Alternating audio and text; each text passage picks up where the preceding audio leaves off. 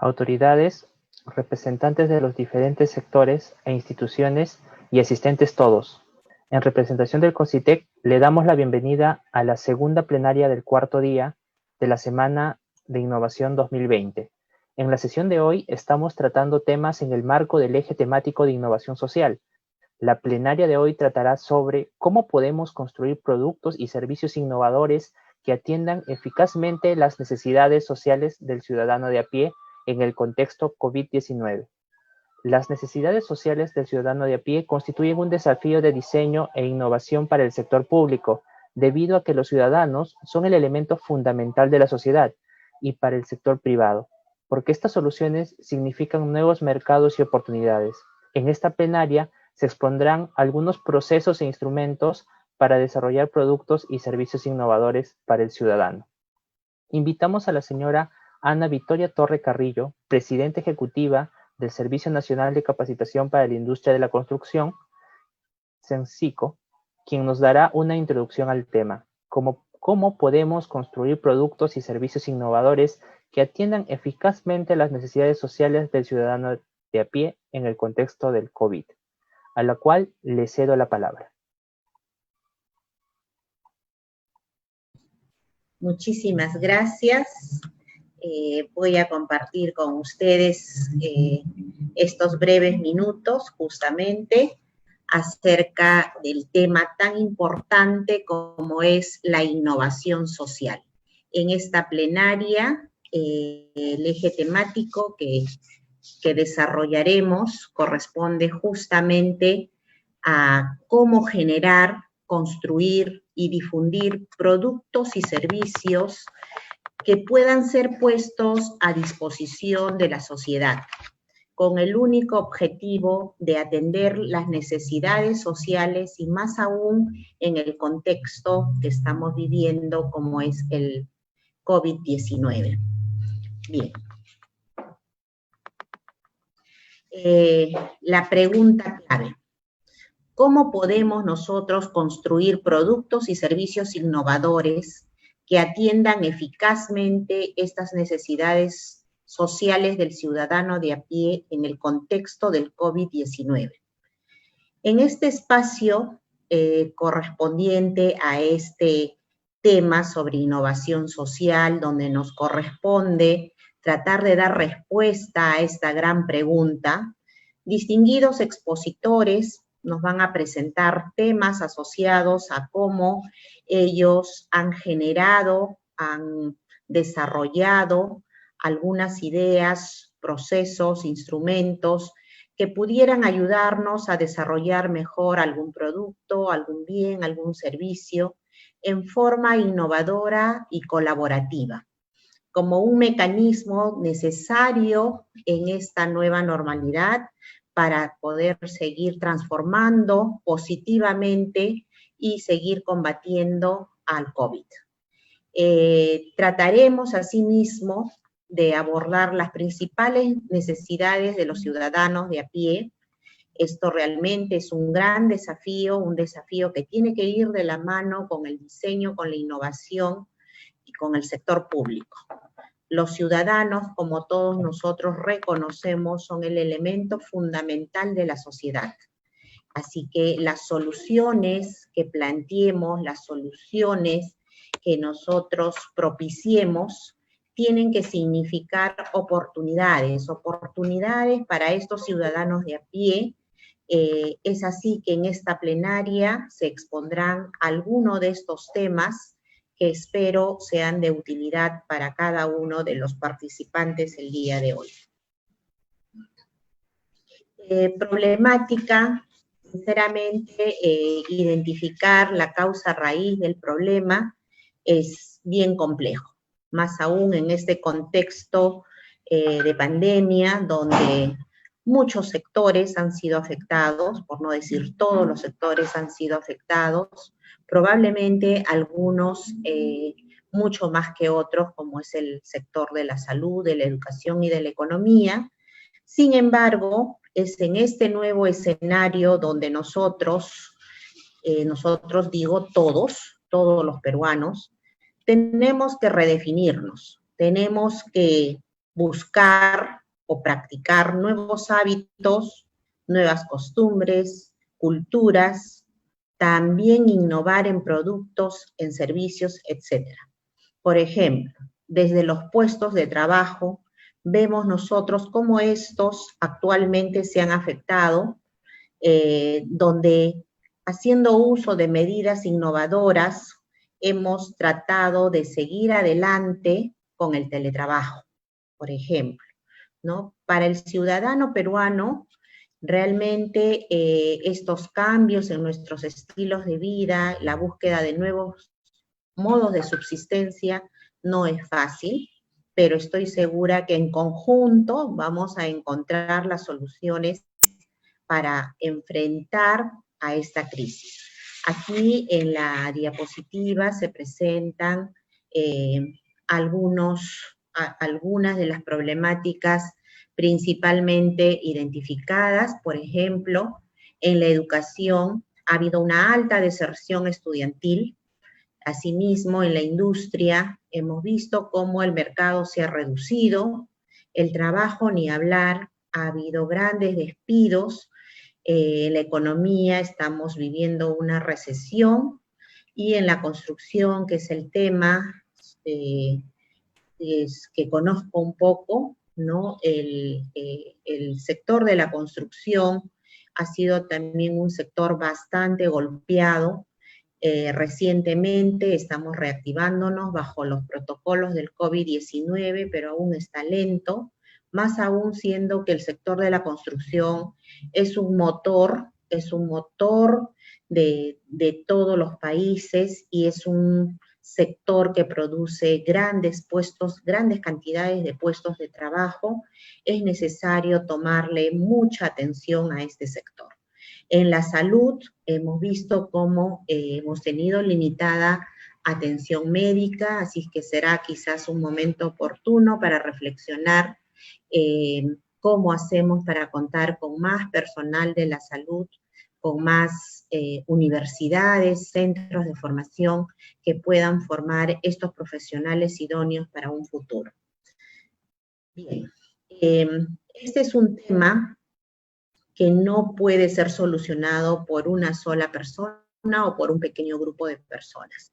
Considero que el planteamiento de estas soluciones necesariamente tiene que identificarse primeramente el problema. Si no identifico el problema, va a ser imposible que pretenda dar una solución. Eso es algo básico en la investigación. Tengo que tener bien identificado el problema. A partir de haber identificado ese problema es que yo voy a hacer propuestas de solución, probablemente planteando estrategias innovadoras. Pero parte de esta solución de los problemas necesariamente tiene que ser con la cooperación de todos los individuos. Todos tenemos que comprometernos. En ese sentido, cualquier iniciativa que venga a partir del Ejecutivo, de alguna organización, de algún estamento, no va a tener éxito si no nos involucramos y cooperamos todos.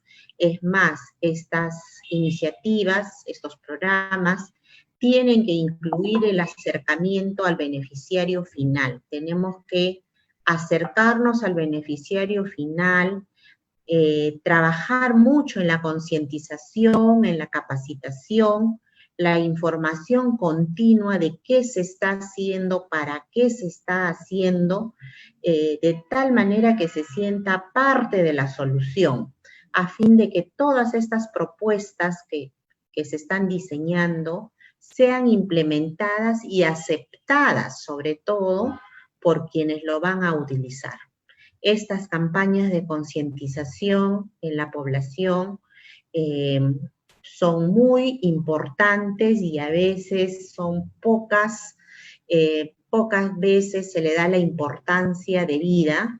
Así que aquí creo yo que tenemos que jugar un papel muy importante, y también no podemos olvidarnos de la necesidad de trabajar mucho y arduamente en el tema de la educación ambiental.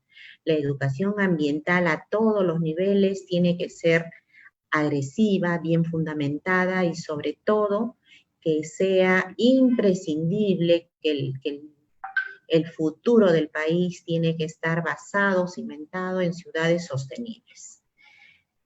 Esta crisis que estamos viviendo, la crisis provocada por el coronavirus, depende de nosotros que podamos utilizarla como una oportunidad para cumplir con nuestros objetivos de desarrollo sostenible. Y creo que sí lo podemos. De esta crisis veamos la oportunidad. Asimismo, que sea la gran oportunidad para construir un futuro mejor, un futuro para lograr el país que todos anhelamos, un futuro con mayor igualdad de género y derechos para la mujer. Me he entusiasmado mucho cuando he visto cómo mujeres líderes en diferentes partes de nuestro país han dado un paso al frente y se han enfrentado a la pandemia. Se han enfrentado planteando soluciones de una forma innovadora, ¿no? Planteando la solución de cómo alimentar a su familia a través de las ollas comunes, de los comedores populares, ¿no? ¿Qué mejor ejemplo de trabajo en equipo que aquellos que hemos visto en estas valiosas ciudadanas?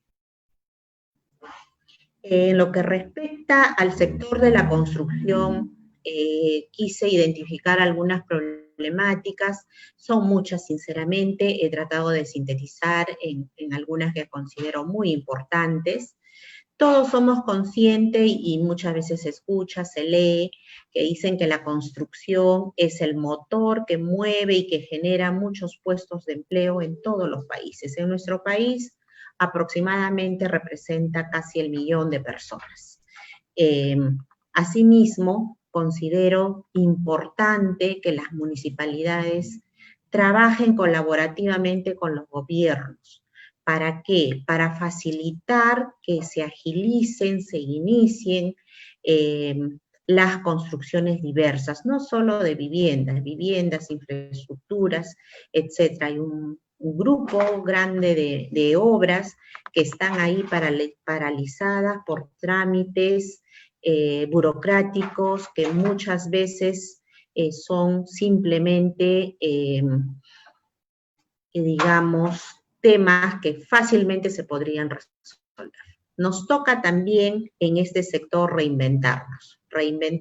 Tradicionalmente la construcción, el saneamiento se ha llevado de una forma muy tradicional, así que es el momento de que apostemos por el desarrollo de nuevos procesos constructivos, de nuevos materiales, que nos ayuden a crear espacios más limpios, espacios seguros, que diseñemos a partir de esta crisis, que aprendamos a diseñar viviendas con mejores condiciones de saneamiento, utilizar sistemas constructivos que nos permitan hacer construcciones más rápidas, construcciones económicas. Hay un gran trabajo por hacer en todo lo que se refiere a las normas de construcción, a las normas de saneamiento. Hay que actualizarlas, hay que adecuarlas a estas nuevas necesidades. Y sobre todo es de urgencia nacional que se trabaje más en los sistemas de agua, desagüe y alcantarillado en todo el país. Hacer un mejor uso, un uso sostenible del agua para evitar su contaminación. También hay que recuperarnos de la crisis, eso siempre va a generar miedo a que en cualquier momento se dé un nuevo rebrote, como ya lo hemos visto en algunos otros países, ¿no? Pero eso justamente que sea el motivo que nos obligue a todos nosotros a seguir con estas buenas prácticas. No va a ser nada fácil, ya lo dije desde un principio, solo la cooperación, la solidaridad, el compromiso de todos es lo que va a hacer la diferencia y será fundamental para que nuestro país salga adelante entre todos, en conjunto, y hacer que esta rueda de la economía vuelva a girar y sobre todo que no vuelva a pararse.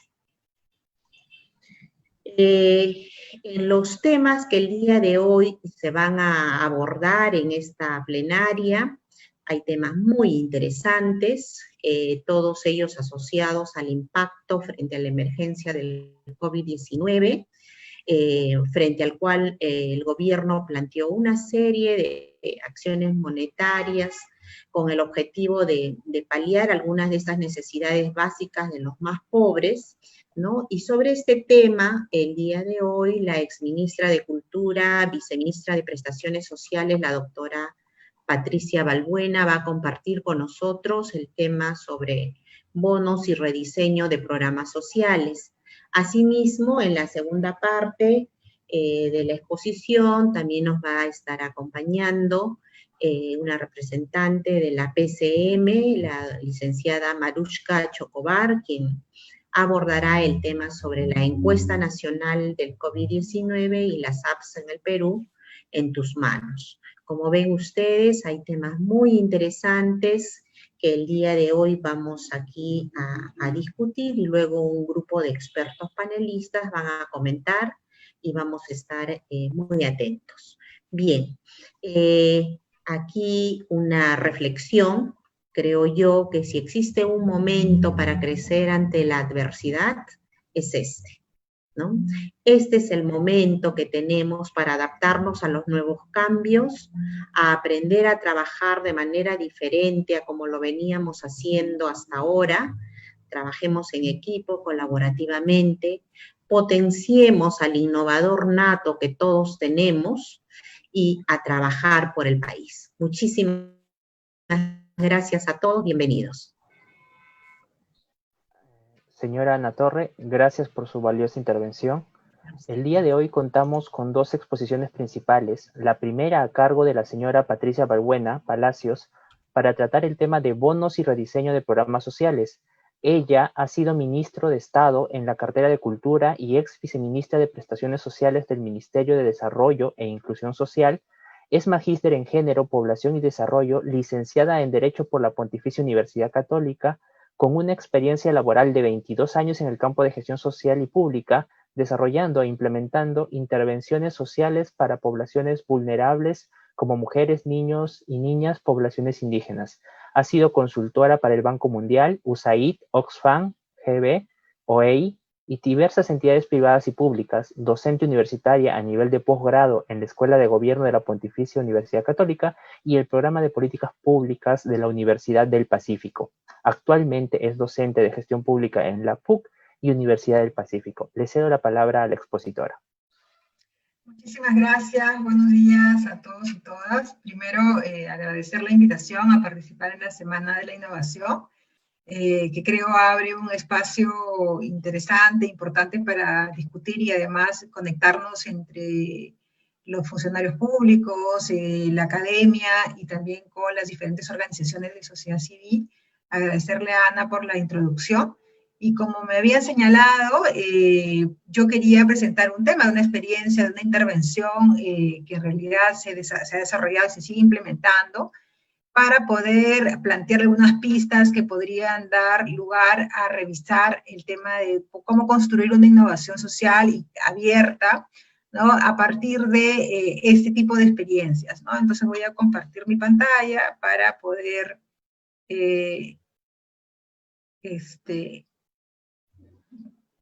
para que todos me puedan acompañar y podamos verla. ¿Sí la ven? ¿La vemos todos, todas? Muy bien. Entonces, la idea era presentarles la experiencia que se desarrolló desde el Ministerio de Desarrollo e Inclusión Social, pero también desde el Ministerio de Trabajo en relación al tema de la entrega de subsidios monetarios, que es lo que, digamos, estamos llamando bonos, ¿no? Para los hogares, en principio, pobres y más pobres, pero que luego ha ido cambiando el perfil de los hogares conforme la epidemia también ha ido golpeando la economía de las diferentes familias en el Perú, ¿no? Entonces, básicamente hay un contexto de demandas ciudadanas que no son las que surgen en la epidemia, sino que se incrementan y se agudizan con la epidemia. El tema, estábamos en pobreza, según INEGI 2019, 20,2. según las proyecciones del Banco Mundial, estas pueden incrementarse a fines de este año en 8 o 10 puntos, ¿no? Ya teníamos un problema de empleo informal muy alto, un gran problema de inclusión financiera, solo 4 de 10 peruanos y peruanas tienen cuenta bancaria, entonces eso también es un problema grave, según la Superintendencia de Banca y Seguro, y el tema no solamente de que las personas, de los peruanos y peruanas tengamos cuentas, sino que tengamos capilaridad, ¿no? Es decir, cuál es la capacidad del sistema financiero privado y público, hablamos del Banco de la Nación, por ejemplo, para tener capacidad de atender a la demanda ciudadana en relación a la oferta de productos financieros, ¿no? Entonces, según la Superintendencia de Banca y Seguros, por ejemplo, solamente 214 distritos tienen dos puntos de atención, es decir, en un distrito o hay un cajero y hay una agencia, digamos, ¿no? Pero solamente, imagínense, de 1.870 y tantos distritos, hay muy poca capilaridad del sistema financiero. Y además también otro dato es que los hogares pobres, principalmente los adultos mayores, ¿no? Hay mucho adulto mayor solo y eso implica también que si vamos a darle subsidios hay que, para particularidades de los grupos que hay que atender, ¿no? Y además hay un contexto, digamos, que tiene que ver con la escasa confianza ciudadana hacia, digamos, ¿no? las intervenciones que podemos ofrecer, pero también hacia la información, ¿no? Es decir, cómo llega el ciudadano y ciudadana a la información que el gobierno tiene para ellos, y, digamos, partiendo de un nivel de desconfianza y de otro tipo de necesidades que no siempre leemos de manera adecuada o oportuna, ¿no? Entonces, cuando se habló de la intervención de los subsidios, estamos hablando de medidas que tenían que hacer contención a la caída de los ingresos de los hogares. Es decir, la epidemia, cuando se da la primera medida, ¿no? de la emergencia sanitaria, se plantea digamos, el aislamiento, ¿no? Y que la gente se quede en sus casas. Pero esto obviamente implicaba que la gente no podía trabajar, ¿no? Pero además había una perspectiva que era la perspectiva sanitaria, es decir, la epidemia empezó en las zonas urbanas, en los grandes conglomerados. Entonces estábamos hablando de una intervención pensada en hogares principalmente urbanos, no pobres, a los cuales había que atender ante digamos, la demanda del gobierno de pedirles que se queden en sus casas, ¿no? Esta medida entonces nos permitía, o era una medida no solamente para frenar la caída de los ingresos, sino también para mantener el aislamiento, pero también es una medida que permite inyectar liquidez a la economía, es decir, la gente recibe el dinero e inmediatamente tiene que ir a comprar, ¿no? Entonces había un círculo importante por el cual estos subsidios se evaluaron, eran necesarios, y bueno, se siguen evaluando porque se va a empezar a pagar la segunda ronda, ¿no? Estamos hablando de aproximadamente 13.000 millones de soles que se van a pagar en subsidios monetarios a un universo entre 8 millones a 8 millones y medio. Entonces, esto, digamos, es un proceso, es un esfuerzo y una iniciativa nunca antes vista, y que nunca habíamos, digamos, habíamos gestionado en el fenómeno del niño. En algún momento, ¿no? Se le entregó un bono de 500 soles a los hogares, pero con un universo muy, muy pequeño, ¿no? Entonces, acá estamos hablando de un universo de 8 millones a 8 millones y medio de hogares, ¿no? De la necesidad, entonces, de usar una gran capilaridad del sistema financiero frente a una ciudadanía que tiene muy poca inclusión, digamos, ¿no? Y acceso a estos productos, pero también a la urgencia de frenar el objetivo de la epidemia, que era mantener el aislamiento y atender las consecuencias del aislamiento, que era la caída de los ingresos, ¿no? Se han dado varios bonos, ¿no? Porque, digamos, el diseño no es que nació de un momento ya definido, ya construido integralmente, sino que fue dándose conforme fue pasando el tiempo. Digamos, la epidemia nadie sabía que podía durar 2 meses, que podía durar 4 meses, que podía tomarnos 6 meses, ¿no? Entonces, y nadie sabía el impacto que iba a ir teniendo en los diferentes componentes o aspectos de nuestra vida social, digamos, ¿no? Económica, etcétera, ¿no? En términos de salud también, no solamente salud física o de los infectados, sino también de la salud mental de las familias, etcétera, etcétera, etcétera. Entonces se han dado diferentes bonos, que son el Yo Me Quedo en Casa, ¿no? Pagado por el Ministerio de Desarrollo e Inclusión Social, el bono independiente, pagado por el Ministerio de Trabajo, el bono rural, pagado por el MIDE, el bono universal familiar que es el que ahora se está nuevamente aprobando los padrones para empezar la segunda ronda y que abarca todos los hogares que se han dado en los diferentes bonos. Entonces, como cada bono fue surgiendo, ¿no? En un momento determinado, los hogares a los cuales se dirigía no eran los mismos, digamos, el perfil de los hogares no era el mismo, porque conforme la epidemia iba avanzando, el impacto de la epidemia ya no solamente golpeaba a lo que podríamos llamar hogares pobres, sino también a hogares, digamos, por ejemplo, que tuvieran ingresos no mayor de 1.500 soles, por ejemplo, un hogar con empleo informal, un ambulante, estamos hablando, ¿no? Pero luego nos dimos cuenta, o sea, las cifras y el impacto de la epidemia fue avanzando, y ya era insuficiente 1.500 soles, porque estamos hablando de un hogar, es decir, de más o menos 4 o 5 personas dentro de este hogar, ¿no? Y todo el ingreso de ese hogar. Entonces, un hogar de un ingreso de 1.500 soles, en determinado momento, ese era el tope, y luego avanzamos a hogares con 3.000 soles, ¿no? Entonces,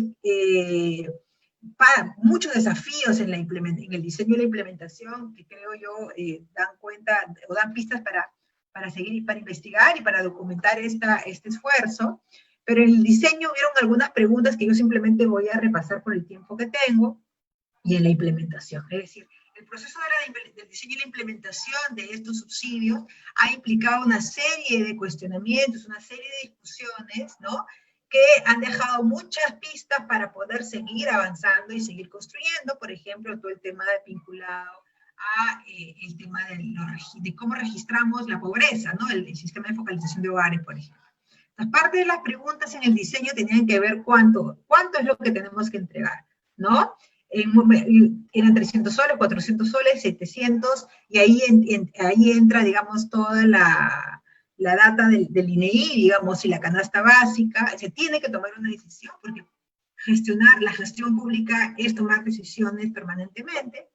Luego, entonces, entender también que no siempre las necesidades de un hogar pobre urbano son las mismas que un hogar pobre rural, por ejemplo, ¿no? O de un hogar informal. Eso implicaba, digamos, que hay un flat, ¿no? A todos se le dan de 760 soles, pero se sabía, digamos, también que el consumo, estando en zona urbana o en zona rural, también es variable, ¿no?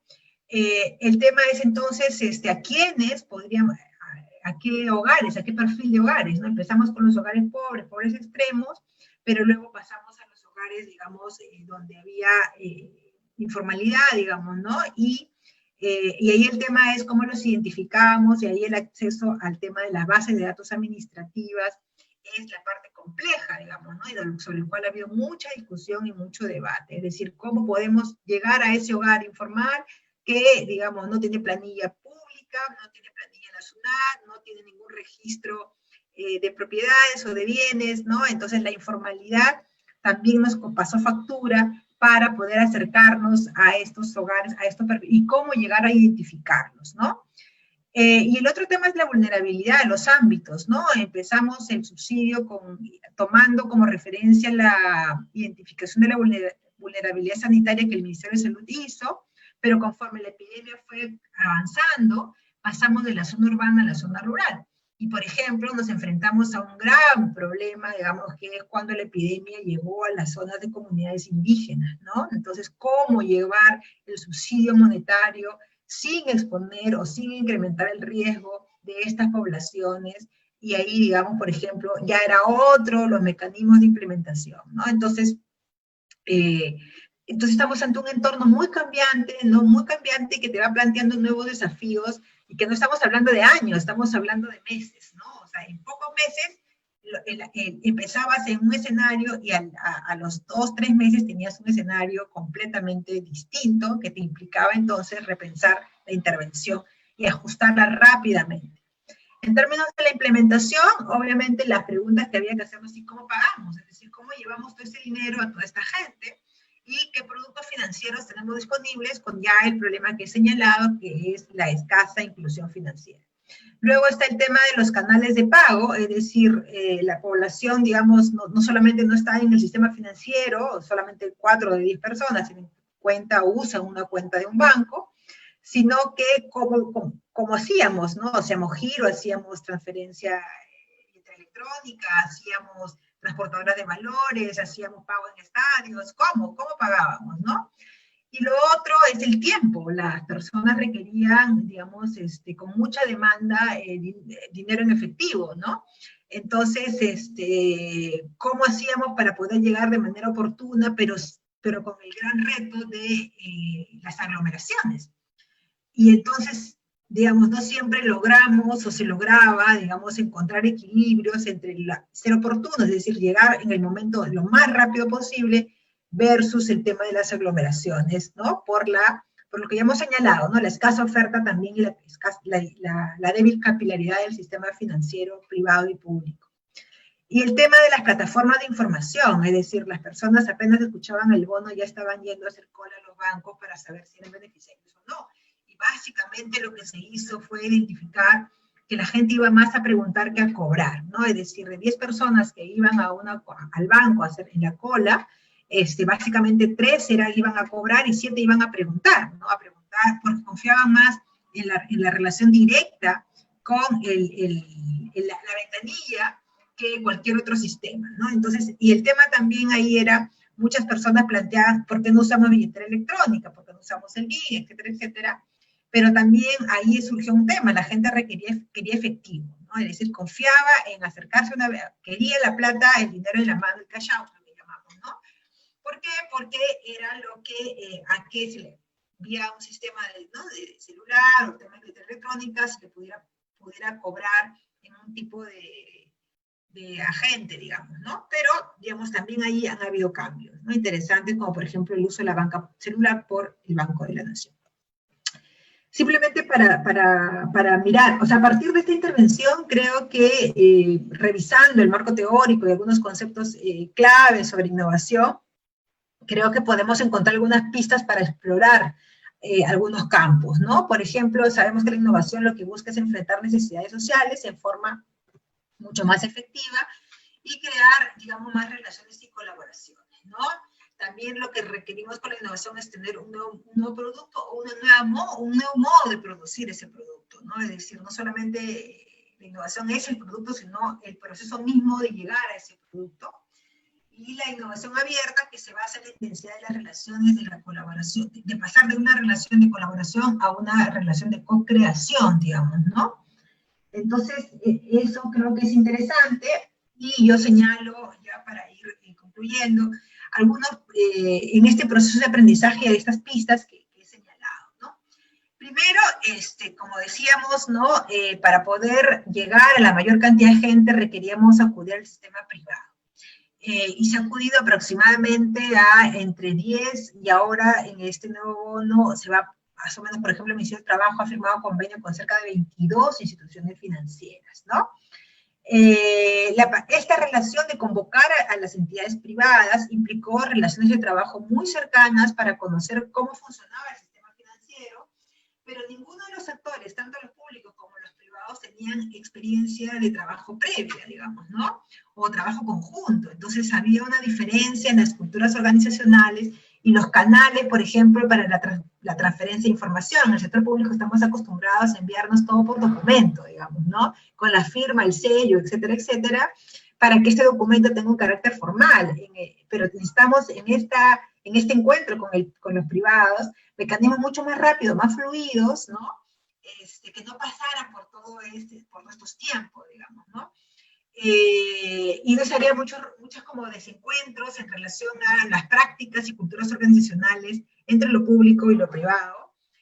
Las entidades públicas dialogan para trasladar sus reglas de trabajo, o sea, nosotros lo que le llamamos al sistema privado le decimos, oye, apóyanos, ¿no? Y las entidades privadas decían, sí, pero yo no soy pasivo en este apoyo, sino que requiere un nivel de involucramiento porque tengo experiencia en pagar. Entonces, escúchame, yo te puedo enseñar cómo hacerlo, ¿no? Pero el sector privado, el sector público lo que dice, no, yo te transfiero la regla, o sea, no lo que yo necesito, y tú te tienes que acomodar a eso que necesito. Entonces también ahí habían dificultades para poder comprendernos, ¿no?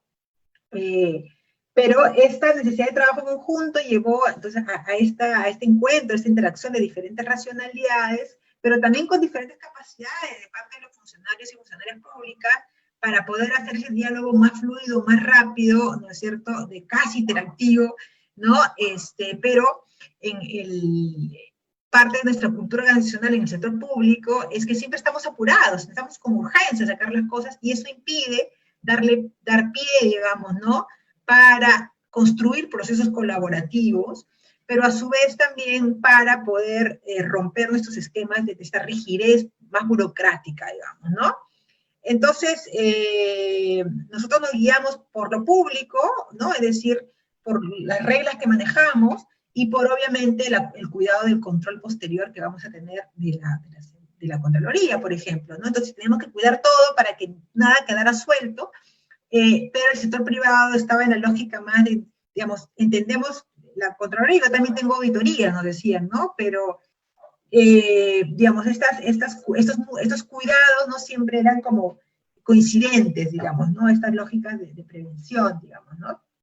Entonces, en conclusión, había una experiencia no planificada de dos actores públicos y privados que deberían trabajar juntos para lograr un mismo objetivo en un tiempo muy corto, ¿no? Muy rápido, y con racionalidades, capacidades y mecanismos que difieren, pero que tienen que revisarse y tienen que integrarse para poder lograr ese objetivo. Y la experiencia nos mostró que este proceso conjunto de aprendizajes requiere en el sector público el desarrollar una serie de capacidades de parte de los funcionarios y funcionarias, ¿no? Para poder desarrollar, digamos, estos criterios para elaborar estos procesos de aprendizaje y de trabajo colaborativo. Es decir, no solamente decirle al sistema privado, ¿no? A los bancos privados, oye, ya, ayúdame dándome 200 agencias, ¿no? Atendiéndome tanta gente y no me cobres. Sino que escuchando al sector privado te puede decir, mira, lo que va a funcionar o lo que va a fallar va a ser esto, vamos a tener tales problemas, tal vez si lo que proponemos sea esto, podemos, ¿no es cierto?, reducir mitigar riesgos, ¿no? Pero entonces nuestro proceso de co-creación, para el sector público hay que todavía desarrollar muchas capacidades, no solamente en las habilidades blandas de los funcionarios públicos, sino también en las culturas organizacionales y en las lógicas en las que funcionamos, ¿no? Hay la oportunidad entonces de diseñar desde esa experiencia productos financieros, ¿no? Para los más pobres o para los hogares informales, por ejemplo, donde el conocimiento del perfil de este hogar, del consumo de este hogar, por ejemplo, puede llevarnos en un diálogo entre lo público y lo privado a tener mejores productos financieros, mayores canales de información, pero a partir de un proceso de co-creación, digamos, ¿no? Por ejemplo, ¿no? Todos los programas sociales de transferencias sociales se pagan a través del Banco de la Nación. Pero, por ejemplo, no estamos usando el sistema privado para poder pagarlo, ¿no? Entonces, no estamos prohibidos, digamos, ¿no? Pero pero ¿qué producto, digamos, ¿no? ¿Cuál es el canal? Y lo otro es la información. Para el sector público es muy difícil, le toma mucho tiempo crear canales de información oportunos, con la información precisa que el ciudadano requiere. Para el sistema privado financiero, la información es esencial, porque está todo el tema corporativo vinculado a su prestigio institucional. Entonces, para nosotros, digamos, que el ciudadano nos critique, ¿no? Está bien, lo asumimos, ¿no? Nos critica, bueno, nos va a caer, ¿no? Pero bueno, lo asumimos como parte, pero no es como lo relevante en nuestra decisión del producto que queremos entregar, ¿no? La expectativa del ciudadano tampoco la tomamos como una referencia, en tanto nosotros entendemos que tenemos una intervención y un resultado que lograr. Cómo ese producto va empaquetado, cómo le llega al ciudadano, es algo que tampoco está en nuestro proceso de diseño demasiado desarrollado, digamos, ¿no? No tenemos esas capacidades para desarrollarlas, pero para el sector privado sí. O sea, cómo le llega el producto, el mensaje que le llega con el producto, y la oportunidad con la que le llega y la información y lo que tiene que desplegar es parte esencial de su imagen corporativa, en la cual obviamente se invierte muchísimo y es porque le da el prestigio, ¿no es cierto?, y la confianza. Entonces, quisiera con eso agradecerles y nada, me quedo pendiente entonces de los comentarios. Gracias. Agradecemos a la expositora y a continuación presentamos a la señora Maruska Chocobar, secretaria de Gobierno Digital de la Presidencia del Consejo de Ministros, quien va a exponer sobre la encuesta nacional COVID y la APP Perú en tus manos. Ella es ingeniera industrial de la Universidad de Piura con estudios de maestría en Ingeniería de Sistemas por la Universidad de Lima. En su vida profesional se ha desempeñado como directora de la Dirección de Becas y Crédito Educativo del Ministerio de Educación, DIGEBEC, directora ejecutiva del Programa Nacional de Becas y Crédito Educativo del Ministerio de Educación, PRONAVEC, gerente general del Instituto Peruano de Fomento Educativo, ONG de Oportunidades Educativas. En el sector privado ha sido directora de los programas de responsabilidad social de Microsoft Corporación para la región andina, gerente del sector educación de Microsoft Perú y gerente de marketing relacional en el Banco Interbank del Grupo Intercorp. Actualmente es secretaria de Gobierno Digital de la Presidencia del Consejo de Ministros, cargo desde el que ha impulsado la promulgación de la Ley de Gobierno Digital, la Declaración de Interés Nacional del Gobierno Digital, la innovación y la economía digital con enfoque territorial. Es miembro activo de comités público-privados en materias de transformación digital y gobierno de datos a nivel nacional e internacional, siendo seleccionada en el ranking Top 100 líderes en gobierno y transformación digital de Apolitical del Reino Unido por 2 años consecutivos. Le cedo la palabra a la expositora. Muchísimas gracias, Cristian. Muchas gracias a Concitec por esta invitación para participar en este foro de innovación, esta semana de innovación, y también agradecer porque este tipo de oportunidades nos permiten llevar algunas de las experiencias que hemos tenido, como bien ha comentado la Patricia Balbuena, este proceso de aprendizaje que seguimos viviendo con lo que estamos sufriendo a nivel mundial, creo que nos tiene que dejar muchas lecciones y además poner en práctica muchas de las cosas que le debemos a la ciudadanía. Entonces, de manera muy rápida, comentarles que cómo vamos a abordar la presentación de ahora. El lunes hablábamos sobre cómo es que pudiéramos desde el Estado crear servicios digitales empáticos.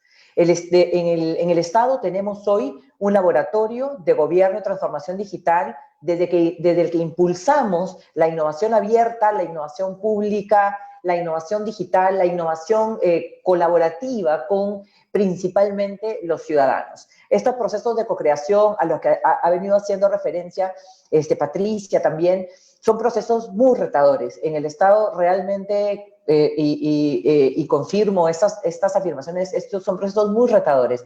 Sin embargo, creo que estamos todos involucrados en ese camino, así que de alguna manera hoy les cuento cómo es que nos hemos vinculado público-privado para entregar soluciones a la ciudadanía en el marco de esta pandemia mundial.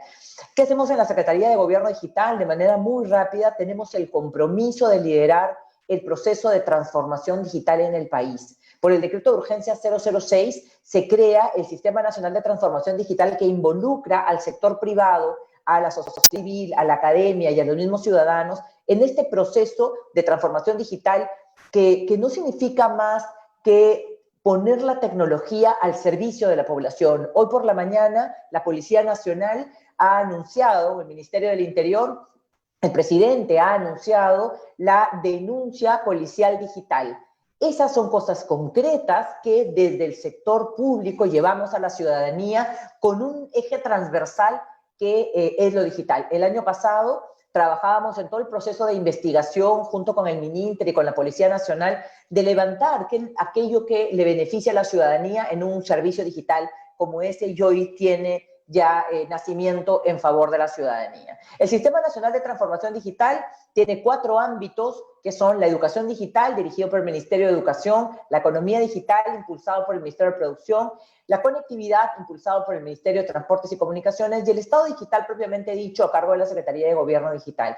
El ente rector del Sistema Nacional de Transformación Digital es la Presidencia del Consejo de Ministros a través de la Secretaría de Gobierno Digital e involucra, entre otras materias, la innovación digital, el gobierno de datos, la confianza digital que involucra que cualquier interacción de un ciudadano con el Estado o con el sector privado tenga que ser segura, tenga que ser transparente, eficiente y que proteja de extremo a extremo los datos personales, lo cual es dirigido por el Ministerio de Justicia. Y finalmente, todo aquello que involucra el uso ético de tecnologías digitales tecnologías disruptivas, en particular la inteligencia artificial.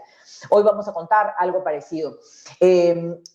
¿Cuál es entonces finalmente lo que le impacta a la ciudadanía en términos de la transformación digital? El ejercicio de una ciudadanía digital. Un ciudadano tiene derecho a tener un DNI electrónico o una manera de autenticarse con el Estado. Una cuenta digital, puede ser una cuenta DNI, una cuenta digital, tiene el derecho a tener internet de buena calidad, tiene derecho a desarrollar sus competencias digitales, vender y comprar por internet e impulsar su ecosistema de mejora y bienestar. ¿Y cómo valora la ciudadanía el hecho de tener este tipo de beneficios como ciudadanos digitales? Miren qué interesante, porque el primero de los puntos fue incrementar el acceso a servicios de salud. Y esto es la Encuesta Nacional de Transformación Digital, que es pilar para el diseño de la Política Nacional de Transformación Digital que estamos concluyendo en estos días. Tiene un componente importante de todo aquello que hemos venido viviendo durante la emergencia. Mejorar condición económica, facilitar procesos de participación ciudadana, desarrollar capacidades creativas y de innovación, tomar decisiones frente a los problemas. La transformación digital para los ciudadanos entonces está relacionada con el ejercicio de deberes y derechos, pero también con el logro de los objetivos del país. Un punto importante es que en el Perú hoy tenemos 2 decretos de urgencia que marcan la ruta de la transformación digital y tienen un componente importante de datos que está asociado a cómo es que desde los procesos de co-creación o de laboratorio o de innovación digital, los datos se constituyen en activos estratégicos para la toma de decisiones en el Estado. Y otro componente importante dentro de esta vorágine de necesidades de utilización de datos, cómo es que hacemos uso intensivo de los datos, pero también utilizamos de manera ética, transparente, las tecnologías digitales que se puedan aplicar. El Laboratorio de Innovación, que hoy dirigimos desde la Secretaría de Gobierno Digital, tiene como principal característica el haber sido un eje central durante la emergencia y viene siendo todavía el pilar en el que nos desarrollamos de una manera más sencilla. Un tema mencionado dentro de las complejidades de haber podido pasar los meses más complejos de la emergencia fue cómo nos relacionamos con el sector privado. Cómo es que rompemos los esquemas del Estado y generamos relaciones disruptivas entre el sector público y el sector privado. El Laboratorio de Innovación nació para eso, para ser un mecanismo de co-creación, de co-diseño, de co-desarrollo entre el sector público y el sector privado, y es algo que venimos impulsando, y todas las entidades públicas se encuentran en un proceso inminente y acelerado de innovación digital a nivel nacional. La empatía transforma. Este mensaje que compartíamos el lunes, me gustaría que lo tuviéramos presente durante toda esta semana y todo el impulso que se viene dando a la innovación en términos generales y a la innovación digital en particular. Solamente si nosotros desarrollamos, si nosotros pensamos y entrevistamos personalmente, sea física o digitalmente, si entrevistamos a los ciudadanos y conocemos sus reales necesidades, entonces podemos transformar el servicio público hacia un servicio mucho más cercano. Transformar con los ciudadanos siempre es el eje central del Laboratorio de Gobierno y Transformación Digital que dirigimos desde la Secretaría y que han sido dirigidos a través de 8 principios. Informar para orientar, anticiparnos a las necesidades ciudadanas, siempre resaltar el valor para el ciudadano, ser transparente en todo nivel, capitalizar esa interacción social, sea física o digital, mantener al ciudadano actualizado, lo que les comentaba el lunes, esforzarse más para que el ciudadano se esfuerce cada vez menos. Asegurar una experiencia consistente en todo momento. Y en virtud de esos principios y de esa filosofía de desarrollar servicios digitales empáticos, hicimos un proceso de investigación, lanzamos la página oficial del coronavirus, www.gov.p/coronavirus, para concentrar toda la información oficial puesta a disposición de los ciudadanos en un único repositorio que sea del Estado, que sea del gobierno, para que se eviten todas estas páginas que eran falsas y que causaban zozobra en los ciudadanos al inicio de esta emergencia. De la misma manera, se abrieron los datos. Esto es importante porque al abrirse los datos dentro de esta política de de gobierno de datos y de inteligencia artificial, los científicos de datos han podido comenzar a ejecutar una serie de propuestas y de analítica alrededor de los datos abiertos, positivos y fallecidos en el Estado. También lanzamos el servicio digital del pase laboral y comenzamos a hacer analítica con esos datos. Siempre con datos anonimizados, comenzamos a mirar la afluencia de distritos para poder intervenir y hacer intervenciones mucho más focalizadas, el movimiento de la gente por tipo de rubro, también cómo es que los distritos iban llevando o iban recibiendo gente foránea, o sea, personas que no viven pero trabajan en el distrito, y esto permitía comenzar a afinar las estrategias. Si todo sale bien, entre esta semana y la próxima vamos a anunciar los resultados de este tipo de intervenciones, que son intervenciones digitales que permiten que se hagan las intervenciones físicas a nivel nacional. También lanzamos la aplicación Perú en tus manos, nuevamente en un esfuerzo público-privado. En la aplicación Perú en tus manos participaron empresas privadas, entidades públicas, voluntarios, desarrolladores expertos, analíticos de datos, y mapeamos al inicio una necesidad que era saber dónde estaban las zonas de riesgo, dónde habían personas afectadas o personas con síntomas. También se puso a disposición el triaje digital que hoy está vigente. El mapa de zonas de riesgo ha sido reemplazado hoy por un mapa donde uno puede identificar los lugares donde toman las pruebas COVID y donde se están desarrollando los operativos Taika. También hemos incorporado en el menú una posibilidad de acceder a verificar si uno tiene un bono o no, ¿no? Si la familia tiene o ha accedido a un bono, inmediatamente que se lance este siguiente bono familiar universal, se activará esta función. Las personas que tienen descargadas hoy la aplicación pueden mirar el menú del bono. Pero también se han comenzado a entregar ya las alertas del trazado de contactos y se van depositando a medida que muchas más personas tienen descargada la aplicación. Este es el momento en el que nos tenemos que descargar la aplicación porque es el momento más importante donde no debemos bajar la guardia y tenemos que estar cercanos a que esa curva siga bajando. Nosotros los ciudadanos también tenemos que participar en la reducción de esta curva. Descarguémonos la aplicación, veamos si recibimos las alertas y estemos siempre alerta y en cuidado constante de nosotros y de nuestra familia. Finalmente, la encuesta nacional. La encuesta nacional se desarrolló en alianza con las 4 empresas teleoperadoras y con la empresa IBM para poder utilizar inteligencia artificial en la analítica de millones de datos. Así como la aplicación Perú en tus manos llega a celulares inteligentes, decidimos entrar hacia todos los celulares a nivel nacional, más de 40 millones de celulares. Estoy segura que todos los que nos están escuchando en este momento han recibido la encuesta nacional. Gobierno del Perú participa de la encuesta nacional marcando de manera gratuita *321 numeral. ¿Por qué es importante responder la encuesta nacional? La encuesta nacional nos acompañará hasta que culmine el estado de emergencia. Es importante porque así los ciudadanos participamos en la intervención de la toma de decisiones para las intervenciones focalizadas, las cuarentenas focalizadas y la información que les voy a mostrar ahora.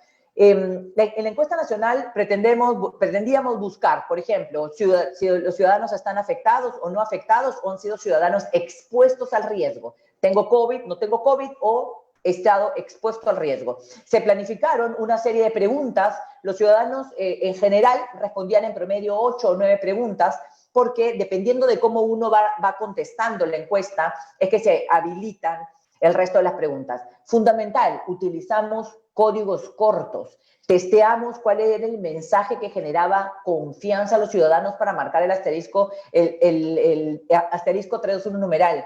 ¿Por qué? Porque esto se cocrea con la ciudadanía.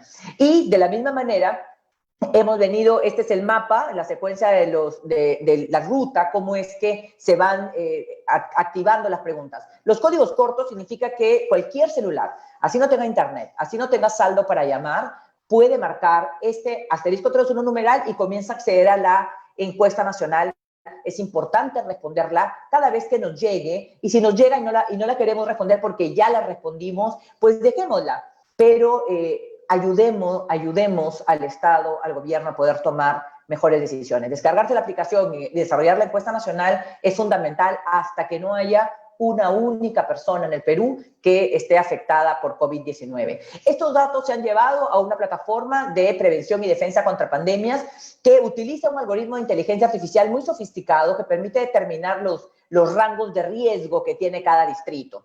Hoy se han comparado estos resultados de la encuesta con el índice de fallecidos. Entonces, estamos en la capacidad, y hemos venido utilizando esta metodología y esta disponibilidad de datos, estamos en la capacidad de determinar con cierta anticipación dónde puede haber un posible brote. De la misma manera, el sector privado ha puesto a disposición del Estado una serie de contenidos. Uno de los más importantes es el incremento de consumo de medicina preventiva del COVID. Entonces, nosotros podemos comparar con la curva de contagiados para determinar hasta con 15 días de anticipación dónde puede existir un posible nuevo brote de COVID-19. De esta manera se han venido planificando y se han comenzado a colocar en mapas como la plataforma de datos georreferenciados GeoPerú, la capa de necesidades básicas insatisfechas, significa lugares donde no hay agua, donde no hay luz, y la injerencia de COVID, donde se comienza a mirar dónde hay espacios de telemedicina para comenzar a intervenir y dónde es que tiene que ir el Plan Taita también. El Plan Taita es dirigido por el Ministerio de Defensa y procura, el objetivo es intervenir en el territorio con esta data y analítica para prevenir que las personas vulnerables o con condiciones de comorbilidad se contagien, porque esas son las personas que van a llegar a requerir una cama UCI en caso sean contagiadas. Entonces, la encuesta nacional fue lanzada el 28 de junio de este año. Hemos venido trabajando intensamente en proveer los datos desde la Secretaría de Gobierno Digital con empresas de tecnología y con empresas que han venido cooperando con el Estado, tanto empresas como personas naturales a través del Laboratorio de Gobierno y Transformación Digital, para poner estos datos a disposición de los ciudadanos de forma que tanto el Estado como los ciudadanos nos mantenemos informados de cómo va avanzando las intervenciones y la reducción de la curva. Esta es la operación Taita, se interviene en casas mapeadas con el apoyo de los alcaldes y esto lo viene dirigiendo el Ministerio de Defensa permanentemente en operaciones pequeñas y también en operaciones más extensas. Esta es una publicación de un usuario de Twitter que es experto en temas de analítica, que es un @cholega, y lo he tomado porque es importante mirar cómo es que la curva con diferentes intervenciones viene ocurriendo. Creo que es importante tener como mensaje que los problemas en nuestro país no son problemas que podamos resolver solamente desde el Estado. Se ha manifestado en las presentaciones anteriores que esto es un reto que tenemos hoy de estar unidos, sector público, sector privado y sobre todo la ciudadanía.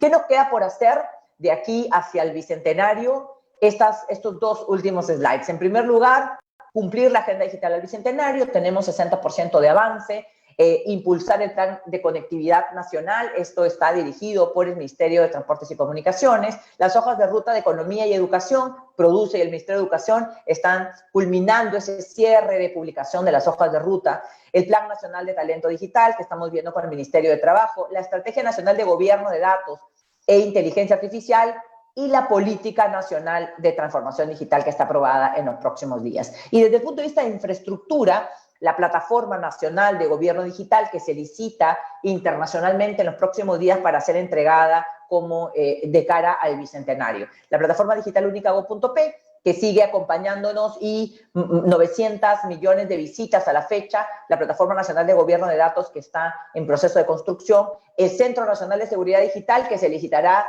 en los próximos 2 meses para poder darle cobertura a todo lo que es la confianza digital en el país. Y finalmente, la Plataforma Nacional de Digitalización de Servicios, que ya está a disposición de las municipalidades y sobre todo, y que permite de manera muy sencilla digitalizar aquellos procesos que son complejos quizá para el ciudadano, pero que pueden ser sencillos de resolver desde el lado del sector público con este tipo de plataformas.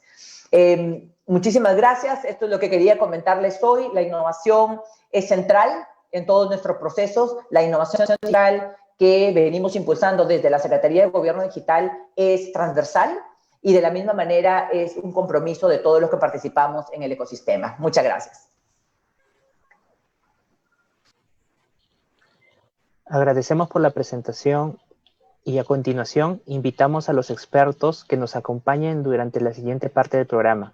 A continuación tenemos un panel de discusión que será moderado por el señor Diego Rosinelli Delgado, coordinador del INI Lab Social del Ministerio de Desarrollo e Inclusión Social. El panel cuenta con la participación de la señora Gabriela Esparza, gerente de investigación y normalización del Servicio Nacional de Capacitación para la Industria de la Construcción, el señor Manuel Laiseca, subgerente de Inclusión Financiera de la Corporación Financiera de Desarrollo, el señor César Cabeza Sánchez, jefe institucional del Instituto Nacional de Salud, y el señor Jaime Márquez del programa MAMA, ganador de la categoría Adultos Imparables del Desafío CUNAM. Le cedo la palabra a Diego para la moderación. Listo, Cristian, muchísimas gracias. Estoy encantado de poder participar como moderador en este panel compuesto por personas que en realidad cuentan con muchísima experiencia, como hemos podido ver en las presentaciones y lo que vamos a ver después en el tema, ¿no? Y bueno, antes de pasar a las palabras de cada panelista, me gustaría recordarles un poco a los panelistas de participación, ¿no? Primero, bueno, les voy a hacer una pregunta a cada uno y cada panelista tendrá alrededor de 5 minutos para responderla. Luego, al final de la ronda, les haré una segunda pregunta en la cual tendrán un poquito menos de tiempo, 3 minutos en este caso, y para responder esa segunda, comentarios finales. Igualmente, al final de sus comentarios de esta segunda ronda, me gustaría invitar también a las expositoras y a la presentadora que puedan dar unas palabras de 3 minutos como para redondear las conclusiones de este panel, ¿no? Y bueno, nada, en ese sentido, bueno, tenemos poco tiempo y en realidad muchas ideas, por lo que es importante que, bueno, pasar a las reflexiones de nuestros panelistas, ¿no? Y he preparado algunas preguntas en base a lo que hemos escuchado hace unos momentos. Primero, bueno, hemos visto que bueno, para construir productos eficaces es prioritario conocer cuáles son las necesidades reales de los ciudadanos, contemplando las posibles heterogeneidades que existen dentro de estas necesidades, como se señaló en la presentación de Patricia Balbuena, y también poder transformar con el ciudadano, ¿no? Como se mencionó en la presentación de Marushka. Incluso desde el año también en otros laboratorios de innovación social, la primera fase de los ciclos de innovación suele estar presente en la identificación de necesidades de la población vulnerable, generando empatía con nuestros usuarios para saber qué necesitan finalmente, ¿no? Y poder construir innovaciones que calcen perfectamente en los cuales ellos se desenvuelven y que sean finalmente útiles, ¿no? En ese sentido, la primera pregunta que les quiero hacer es ¿cuáles son los principales desafíos o necesidades de los ciudadanos que han identificado ustedes como panelistas en su organización frente al contexto de COVID-19 y, bueno, que hallaron o adaptaron como respuesta, ¿no? Y bueno, para empezar empezamos con la señora Gabriela Esparza, gerente de investigación y normalización de Censico, quien tiene 5 minutos. Por favor, Gabriela. Sí.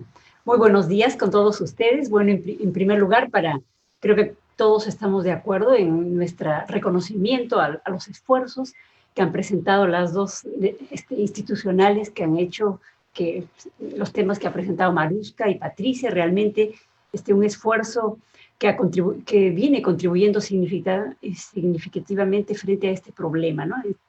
Desde el punto de vista de Censico, nosotros somos el sector construcción, que claro, no está directamente involucrado, diríamos, en el primer nivel de emergencia, no somos salud, no somos educación, pero sí somos el sector construcción que desde nuestra óptica hemos ido identificando cuáles han sido los problemas en esta pandemia, ¿no? En principio, lo primero que tuvimos que afrontar fue somos un área de capacitación para el sector construcción y lo primero que se hizo fue la adecuación de nuestros cursos de capacitación a los operativos y profesionales del sector y técnicos a unos modelos virtuales de capacitación. Fue lo inmediato, lo primero que se hizo.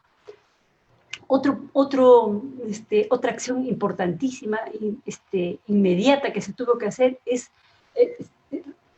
pensar en cómo va a ser las obras de construcción ahora con estas recomendaciones para el aislamiento social, ¿no? En ese sentido se convocaron a foros con participación de profesionales de otros países que ya tenían alguna experiencia primigenia en implementación de procesos constructivos, con aplicando algunos elementos para que el trabajador de la construcción no se contagie, ¿no? Hicimos algunos foros internacionales con participación de Chile, Colombia y también España. Eso fue las primeras acciones.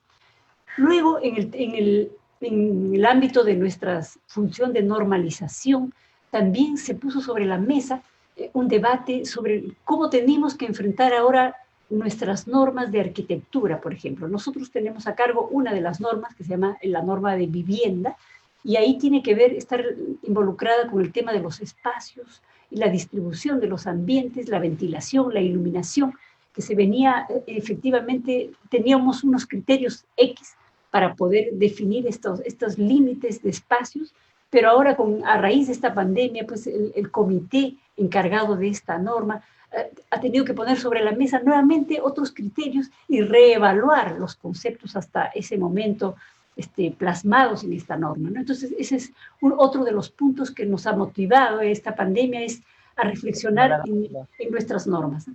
En el tema de investigación, tenemos unas líneas que nuevamente se han vuelto prioritarias a raíz de la pandemia.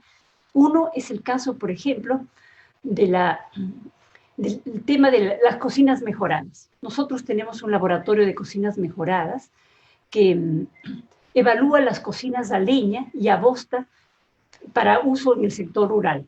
Hemos visto, pues, que ahora muchos artículos internacionales de la doble riesgo en que están las personas de las zonas rurales, justamente a raíz de la pandemia y sumado a la contaminación interior en sus viviendas. Entonces, frente a eso, también hemos reflexionado de qué se le puede dar al poblador rural para que mejore sus condiciones de saneamiento, de salubridad interior de su vivienda, y justamente a raíz de ello se está desarrollando un modelo de cocina a gas que va a funcionar con bosta. El poblador no va a gastar más y va a tener posiblemente mejores condiciones más saludables al interior de su vivienda, ¿no? En zonas altoandinas que ya ni siquiera tienen leña, solamente bosta. Otro de los rubros que también han tenido que volverse a reflexionar es el tema de la habitabilidad, el confort térmico de la vivienda también es uno de nuestros rubros de investigación y también ha sido motivado por esta crisis. Hemos tenido que volver a retomar varios temas de investigación. Estamos haciendo ya en la zona de Junín alguna experiencia de acondicionamiento térmico de estas viviendas y que tiene que ver definitivamente con una mejor condición para el poblador frente a esta pandemia. Otro tema es el tema del saneamiento, que también ya estábamos haciendo algunas experiencias en colocación de alternativas de sanitarios que no utilizan ni agua ni ninguna red para su funcionamiento, específicamente el sanitario tipo Basón, que es justamente para zonas que carecen de redes sanitarias, y hemos visto la importancia de estos sistemas para las zonas rurales como alternativa. Y y en especial en este rubro de disposición de excretas, nos hemos enfrentado con unos retos difíciles de solucionar, ¿no? Y es, por ejemplo, el tema de la resistencia de los propios pobladores a aceptar las condiciones de una nueva tecnología, ¿no? Entonces ellos como que no están muy bien concientizados de su realidad sanitaria y como que no tuvieran mucho interés en mejorar, ¿no? Ese es uno de los principales desafíos con los que nos hemos encontrado, ¿no? Que la poca cooperación y entendimiento del poblador a quien queremos beneficiar, todavía como que le falta mucha formación y capacitación y educación para que él pueda darse cuenta de la importancia de implementar estas, diremos, tecnologías innovadoras que le van a proporcionar unas mejores condiciones de vida, ¿no? Bueno.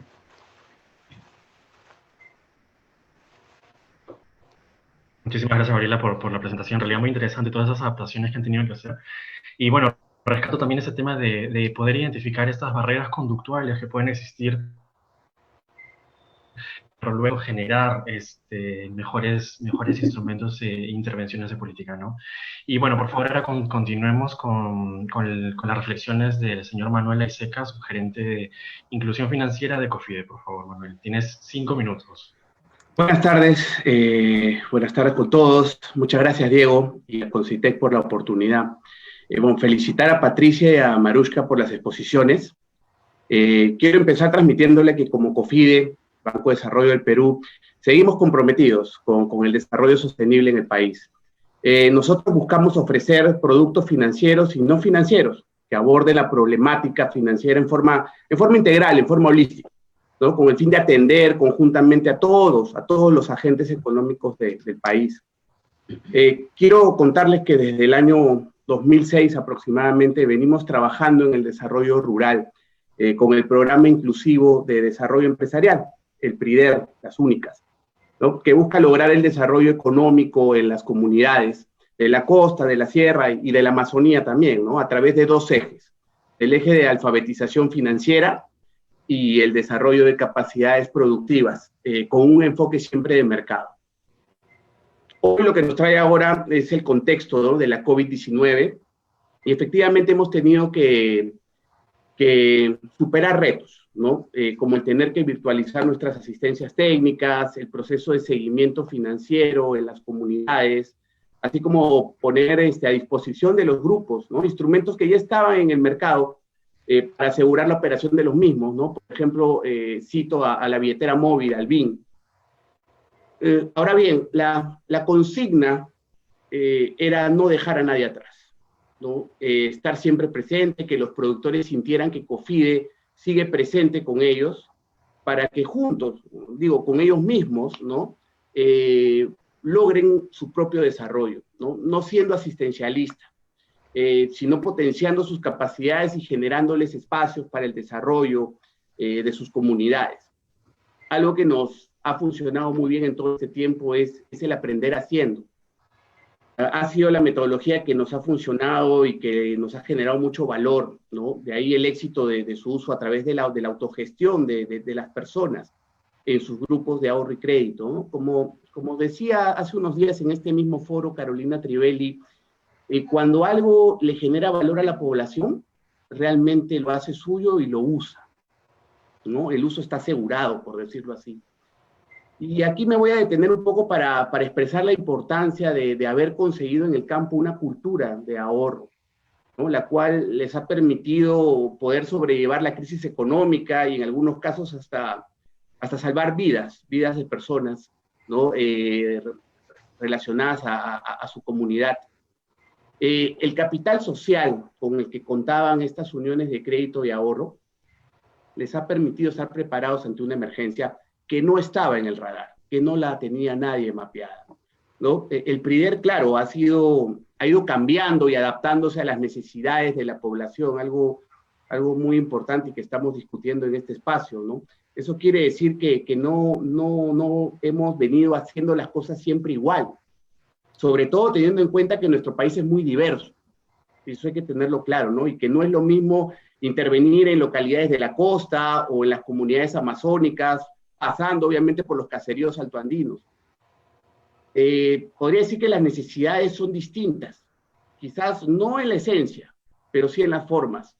La fórmula ha sido saber escuchar, y eso es muy importante, y creo que Marushka lo ha dicho, ¿no? El tema de conversar con los ciudadanos, ¿no?, y entender a la población para juntos mejorar. Otro de los frentes que como COFIDE, Banco de Desarrollo, hemos tenido también que adaptarnos, ¿no?, y ha sido el tema de la orientación y la capacitación a la micro y pequeña empresa, a la MIPE. Los servicios que antes de la pandemia prácticamente eran 100% presenciales, ¿no?, se han tenido que adaptar a lo virtual hoy, mejorando con esto el alcance, obviamente, y manteniendo así la presencia en el desarrollo de la MIPE. Finalmente, Diego, puedo decir que la pandemia puso a prueba a COFIDE, una institución con casi 50 años de trayectoria en el país, y hoy estamos a la altura de ese reto, articulando con el Estado, que es lo más importante, como ente articulador, con el sector privado y con la sociedad civil en general, ¿no? Para seguir afrontando juntos esta crisis que, como igual bien decía Marushka, no ha terminado, y tenemos que estar presentes hasta que tengamos, la última persona que esté afectada por esta pandemia. Muchísimas gracias. No, gracias a ti, Manuel, en verdad. Que realizan para tratar también de acercar esos servicios financieros a la población, sobre todo en este contexto, ¿no? Y además, Ricardo, también lo que mencionaste de la importancia de tener estas habilidades blandas en este contexto para generar resiliencia y generar frentes de apoyo ante estos contextos de emergencia, ¿no? Y bueno, continuamos ahora con el señor César Cabeza Sánchez, es jefe institucional del Instituto Nacional de Salud. Por favor, César, también tiene 5 minutos. Bueno, muchas gracias, Diego, y un saludo para todos. Vamos a ser breves en relación al tiempo. En relación a los desafíos de los ciudadanos y la respuesta del Instituto en este contexto de la pandemia, uno de los desafíos fue el acceso oportuno al diagnóstico, tanto en las ciudades grandes como en las zonas alejadas, ¿no? Lo otro es la desinformación sobre el COVID en nuestras poblaciones, y actualmente tenemos un problema de cierta desinformación en relación a los ensayos clínicos, por ejemplo, y a esos ensayos clínicos sobre vacunas, que deben considerar los aspectos éticos y el derecho de los voluntarios a participar en esto, sobre la seguridad y eficacia de estas vacunas, ¿no? Y lo otro que ha sido un reto permanente ha sido el cómo validar pruebas mediante lineamientos que se han dado con investigadores que hacían propuestas para contribuir a mejorar la capacidad del diagnóstico. En ese sentido, ¿qué hizo el INS? Es que al comienzo en realidad se hacían hasta solo 200 pruebas por día en pruebas moleculares, y cómo ampliar esa capacidad de tener resultados, sobre todo oportunos, para vigilar cómo era la dispersión de esta pandemia. Y lo que se hizo es empezar a incrementar el número de pruebas en el nivel central, pero lo que se hizo es compartir estos resultados a través de la página web y también por correo electrónico con los ciudadanos que habían sido muestreados para procesar sus estos hisopados nasofaringios, obviamente protegiendo los datos personales, ¿no? Eso permitió un acceso directo de los pobladores al resultado de su diagnóstico, respetando la protección de sus datos personales. Por otro lado, progresivamente se ha incrementado la red de laboratorios en las regiones. Hay casi 20 laboratorios regionales públicos que dependen de las regiones, y se han agregado también laboratorios privados, y esto se ha ido facultando a estos laboratorios privados y públicos, y actualmente tenemos más de 40 laboratorios haciendo pruebas moleculares a nivel nacional. Prácticamente todas las regiones tienen, excepto Cerro de Pasco, Huancavelica y Madre de Dios, que no han alcanzado todavía a tener. Sin embargo, estamos haciendo los esfuerzos para que ellos también tengan esa capacidad de diagnóstico, para acercar el diagnóstico molecular a las poblaciones en todas las regiones, ¿no? Por otro lado, en este afán de acercar el diagnóstico a las poblaciones, se hizo un laboratorio móvil que está aportado en un camión. Ha estado casi un mes en Junín, mientras Junín desarrollaba su laboratorio en Huancayo. Este laboratorio móvil hizo este servicio por casi un mes, y actualmente este laboratorio móvil, que se llama el COVID Masca, que en quechua significa buscando al COVID, o en español no significa buscando al COVID, actualmente está en Huancavelica, y en Huancavelica también igualmente se está implementando un laboratorio molecular, y mientras termine este laboratorio móvil estará en esta zona que es alejada, y una de las departamentos, una de las regiones en realidad con más problemas de impacto en los aspectos sociales y económicos, no solo en esta pandemia, sino desde hace mucho tiempo, ¿no? Por otro lado, en el afán también de acercar el diagnóstico al primer nivel de atención y acercar el diagnóstico a la población, el instituto ha desarrollado una prueba molecular rápida relativamente, que se puede tener resultados en mucho menor tiempo con no mucha sofisticación de laboratorio. Esto es una prueba isotérmica que ya se está implementando en las DIRIs de Lima y también actualmente ya se está utilizando en Moquegua, y esas pruebas se van a descentralizar, por ejemplo, a Cerro de Pascua, a Madre de Dios, Huancavelica, donde no hay la sofisticación del laboratorio que sí lo tienen en las otras regiones. Y también seguimos trabajando en este proceso de mejorar la capacidad de una prueba mucho más simple, que no necesite ya equipos de laboratorio, para descentralizar a zonas más alejadas y en las comunidades nativas de la Amazonía, por ejemplo, donde no hay esa capacidad. Eso esperamos que en este mes, a inicio del próximo, podamos tener, y eso es lo que se ha venido haciendo. Y en relación a los ensayos clínicos, claro que hemos visto que todas las medidas de prevención que se han dictado, si bien han controlado el problema, esto no se va a controlar si no se cuenta con una vacuna. De modo que en todo el mundo hay el interés de contar con una vacuna para prevenir de esta infección. Sobre todo no sabemos cuál va a ser la evolución de la infección, ¿no? Si, como en el caso del H1N1, de esta influenza que ha ingresado al país, se ha quedado ya indefinidamente y todos los años hay que vacunar contra la influenza. No sabemos si eso va a ocurrir y es probablemente que ocurra con este nuevo coronavirus, de modo que era importante el tema de la vacunación, y para eso teníamos que facilitar que los productores de vacuna puedan hacer sus ensayos clínicos, no solo en los otros países, sino también en el nuestro, para tener alguna ventaja, digamos, de tener la disponibilidad de vacunas cuando estas terminen los estudios de fase 3 que muestran la seguridad y eficacia de estas vacunas, de modo que se han acelerado los procesos para la aprobación de estos ensayos clínicos, que eran de más de 3 meses, se acortaron a 7 días. Sin embargo, es importante destacar que estos procedimientos se han acortado, pero respetando enteramente los derechos de las personas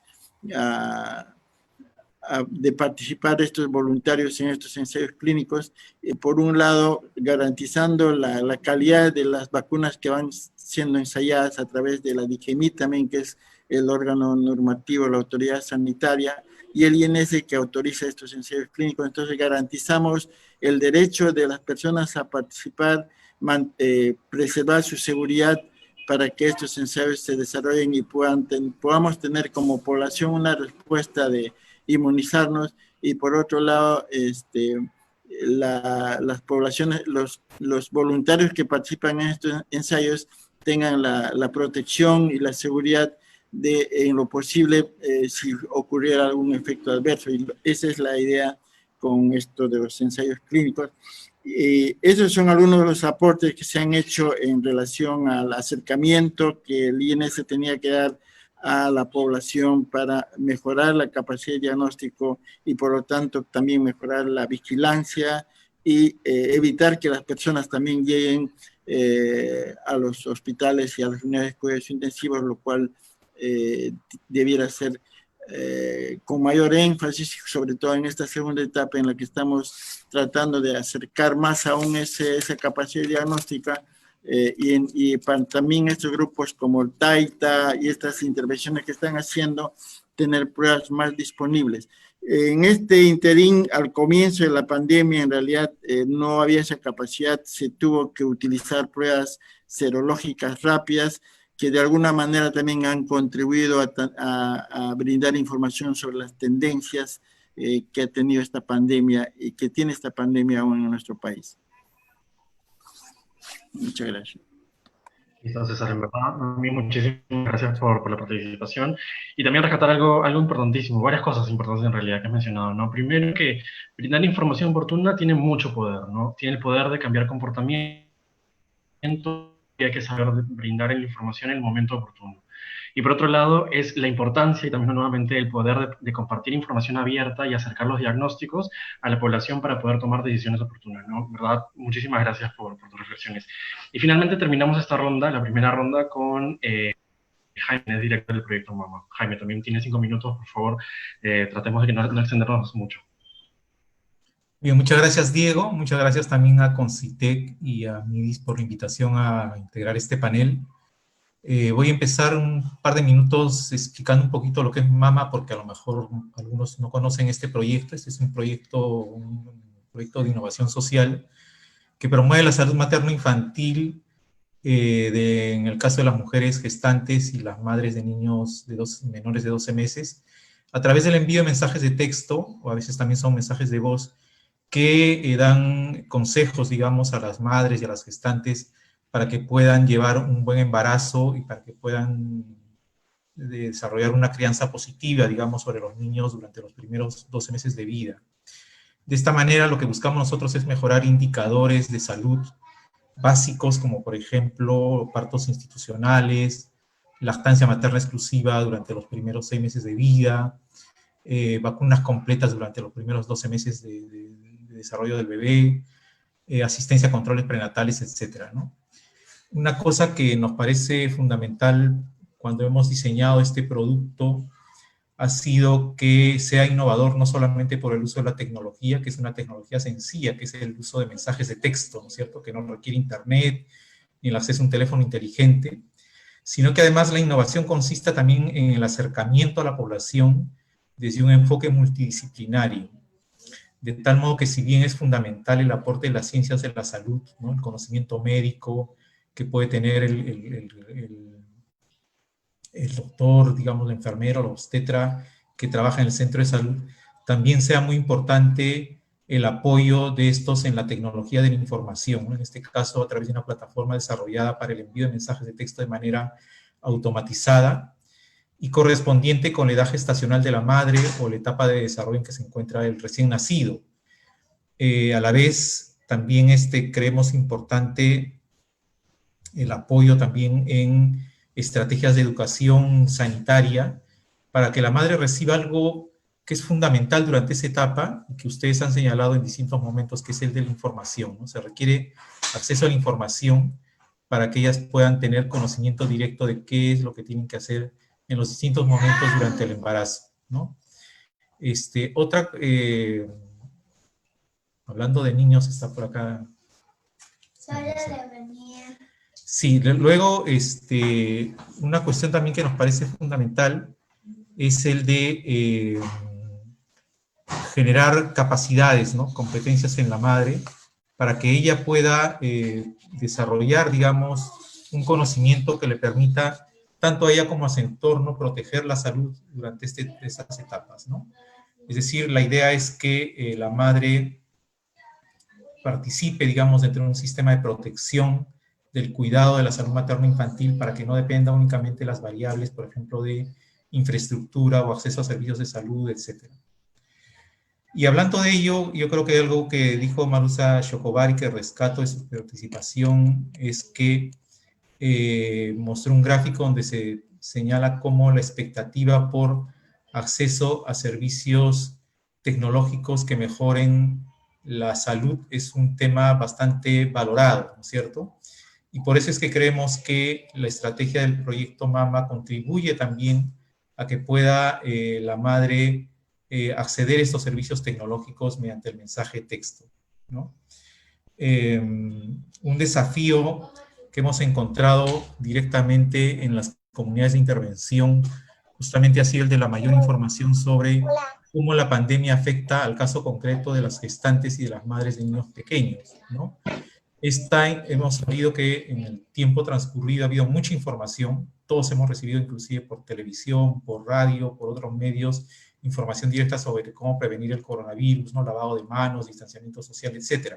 Sin embargo, en el caso de las gestantes ha sido como un sector que por un lado ha sido desatendido por la obvia prioridad del sistema de salud en los casos de COVID, de contagio, pero por otro lado también no se ha visibilizado suficientemente las necesidades de la madre durante la gestación o la posgestación respecto al impacto que puede tener el coronavirus, ¿no? Entonces, desde ese punto de vista, la adecuación inmediata que hemos hecho en el diseño ha sido precisamente la de generar mensajes específicos para que la madre, por ejemplo, sepa cómo actuar cuando ha sido contagiada y está embarazada, ¿no? O cuando vive con un familiar cercano en la misma casa que también tiene el virus, o cuando ha dado a luz, qué tipo de parto es al que tiene derecho, ¿no es cierto?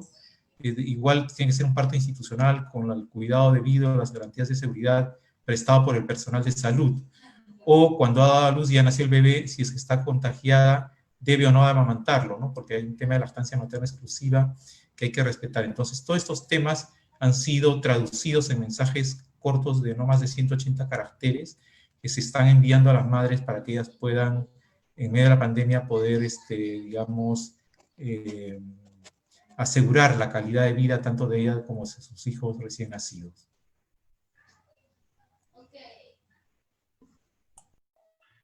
Super, Jaime, en verdad, muchas gracias también por tu intervención.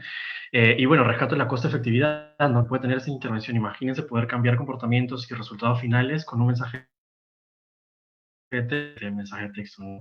Y además también la pertinencia que tiene esa intervención dentro del contexto de emergencia sanitaria, ¿no? Y tomando también conceptos de economía del comportamiento, se habla mucho de este tema del ego depletion, ¿no?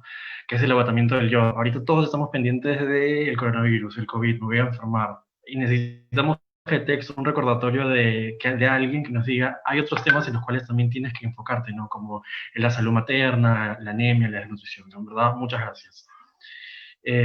Por otro lado, bueno, para continuar y ya la última ronda, en realidad estamos un poquito pasados de tiempo, muy interesante, ¿verdad? La identificación de estas necesidades y las capacidades que han tenido en torno a la adaptación en este contexto, ¿no?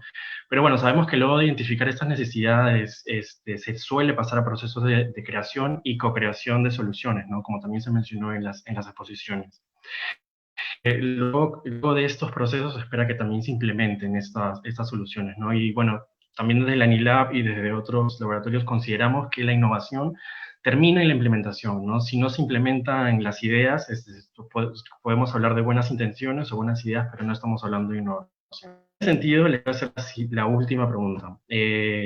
¿Cuáles fueron los principales desafíos de diseño e implementación de productos y soluciones que han identificado desde sus instituciones? Y bueno, también de paso, una pregunta adicional, ¿consideran que la innovación abierta o cooperación de soluciones con la ciudadanía podría ser una opción interesante para hacer frente a desafíos identificados? Y ahora sí, tenemos 3 minutos por cada persona y empecemos por favor con la señora Gabriela Esparza. Le doy el pase a Gabriela. Gabriela, quizá con tu cámara la podría bajar un poquito para que también podamos ver.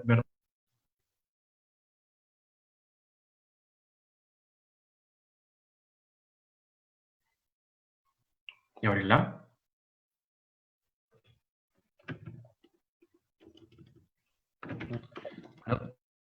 Creo que ha tenido inconveniente. Incluyendo, quizá podríamos... Sí, quizá continuamos con Manuela Iseca, por favor. La misma pregunta. Sí. Y 3 minutos. Sí, Diego, gracias. A ver, como lo dije, ¿no? COFIDE, en su rol de ente articulador, ha decidido hoy cambiar su estrategia de intervención, ¿no? Teniendo una visión más integral, más holística, brindando así oportunidades, ¿no? Para el desarrollo del país. Y eso solo se da co-creando, ¿no? Primero entre las diferentes áreas, luego con las diversas instituciones del Estado, sociedad civil, gremios, organismos internacionales, órganos multilaterales, banca de desarrollo.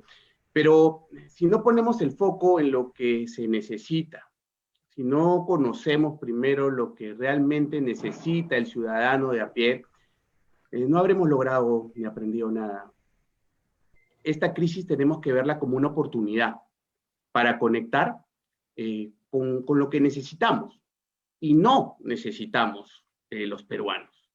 Para conocer tenemos que generar confianza, escuchar, analizar y luego, después de todo ese proceso, construir productos y servicios innovadores. Gracias nuevamente, Diego. Muchísimas gracias, Manuel, y también por todos. Muchas gracias. Y bueno, creo que ahora sí está Gabriela, ¿no? Quizá podemos continuar con las reflexiones finales de Gabriela. Gabriela Esparza. No, creo que todavía no. Entonces podemos continuar con César Cabeza. Por favor, finales en torno a esta. No sé qué pasa. Buenas. Sí, en relación a la innovación abierta con la co-creación ciudadana, había algunos temas, ¿no? En relación a al trabajo colaborativo entre los investigadores de las universidades y algunos centros de investigación que tenían propuestas para mejorar la capacidad de diagnóstico. Pero ahí habían dos temas, ¿no? Unos que algunos investigadores proponían que aprobados sus prototipos podrían ser escalados, y para eso se necesita un registro por DIGEMIT, que es la autoridad sanitaria, y para eso era necesario tener unos lineamientos para lograr esos procedimientos y llegar a esa etapa de ser registrados por la autoridad sanitaria. En ese sentido se han tenido reuniones con 6 grupos de investigadores de diferentes universidades con las cuales se determinó estos lineamientos, y estos lineamientos han sido aprobados por el Ministerio de Salud. Y eso también ha sido una ganancia en realidad para todos, ¿no? Como país, porque estos lineamientos en otras condiciones no se hubiesen hecho tan rápido como se hicieron con la participación de estos grupos de investigadores. El otro que se ha hecho es en relación a los ensayos clínicos de vacunas, que también era una necesidad tener la capacidad de evaluar rápidamente las propuestas de ensayos. Se conformaba un Comité Nacional Transitorio de Ética, y como mencionaba anteriormente, es importante garantizar los derechos de las personas cuando se someten voluntariamente a algún ensayo clínico. Y hay dos aspectos importantes, ¿no? Los aspectos técnicos de la calidad de los productos que van a ser ensayados, y por otro lado el respeto de los derechos de las personas que participan, y en este sentido los aspectos éticos. Entonces se ha conformado este comité de ética, que igualmente los plazos que tienen ellos de aprobar estos proyectos son de 7 días en promedio, y está conformado por personalidades que han contribuido mucho en investigación y también participan de otros comités de ética. Todos los miembros de este comité son externos al Instituto Nacional de Salud, y eso garantiza una neutralidad en las apreciaciones que ellos puedan tener, obviamente respetando el derecho de las personas. Entonces eso es una ganancia también que puede quedar como algo para el futuro.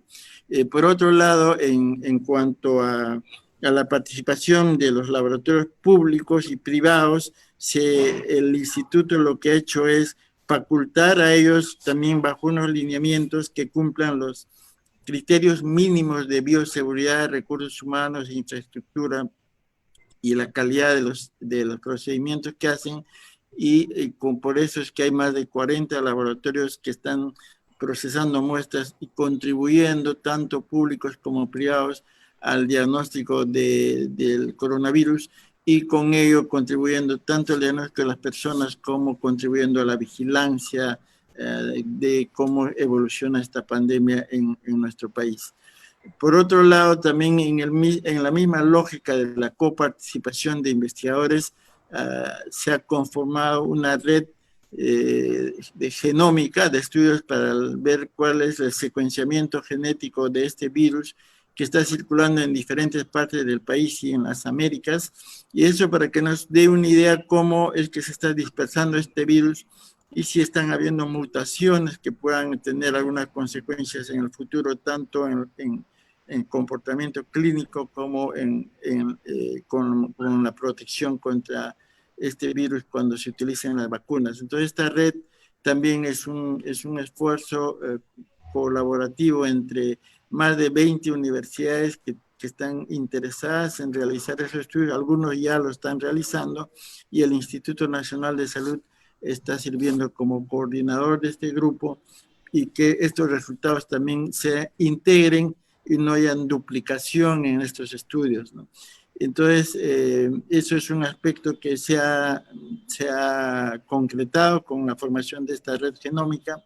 Por otro lado, frente a la iniciativa de estos investigadores de desarrollar nuevas tecnologías o diagnósticos más rápidos o moleculares para esta infección del coronavirus, el instituto lo que ha hecho también es compartir muestras biológicas que tenemos en nuestro biobanco para que ellos puedan desarrollar sus estudios y validación de sus pruebas internamente en sus laboratorios. Esto también es un aspecto importante que la disponibilidad de un biobanco para el desarrollo de investigaciones, y esto también va a permitir de que en el futuro haya hayan investigaciones que sean complementarias para solucionar problemas comunes que tiene nuestro país, ¿no? Romper esa barrera que hay un trabajo casi autárquico de los grupos de investigación. Entonces estas iniciativas van a permitir, por un lado, compartir el biobanco y por otro lado, haya complementariedad en los estudios y que estos puedan servir para objetivos comunes que tiene el país, como es la protección contra enfermedades. En este caso, yo creo que esta pandemia ha acelerado procesos que en otras circunstancias hubiesen tomado mucho tiempo o de repente no se hubiesen dado, porque ya muchos años convivimos con trabajos autárquicos, de modo que creo que esto también es importante destacar. Probablemente, y de hecho hay muchas cosas por hacer todavía, pero creo que estas iniciativas con que se han empezado van a seguir fortaleciéndose en el futuro, y esperamos que al final de esta pandemia, que sea pronto, tengamos pues estas capacidades consolidadas del trabajo colaborativo entre las entidades que realizan investigación, y que las universidades como nunca ahora están interesadas de un problema que afecta a nuestra población, ¿no? Porque por muchos años, porque yo también soy profesor universitario, la universidad un poco ha estado de espaldas a lo que ocurre en nuestra sociedad. Muchas gracias. Gracias, César. No, perdona por la interrupción, pero estamos un poquito cortos de tiempo, pero muy interesante en realidad todo lo que mencionado. Quizá pasamos con Jaime Márquez, por favor, para tus reflexiones finales en torno a esta pregunta.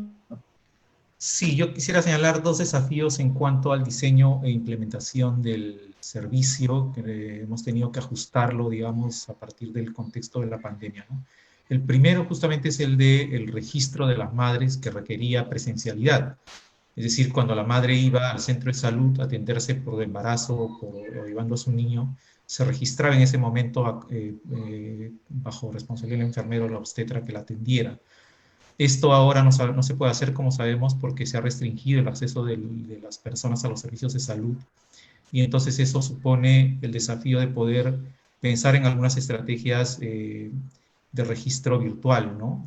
O también a través de llamadas telefónicas, porque normalmente las enfermeras u obstetras en zonas alejadas, en centros de salud alejados, están haciendo seguimiento, monitoreo a sus madres a través de llamadas telefónicas, y ahí es donde se pide la autorización para el registro, y de esa manera asegurar su participación dentro del programa. En cuanto a la implementación, hay un tema que creo que es bastante complejo, que es el de las grandes brechas de conectividad.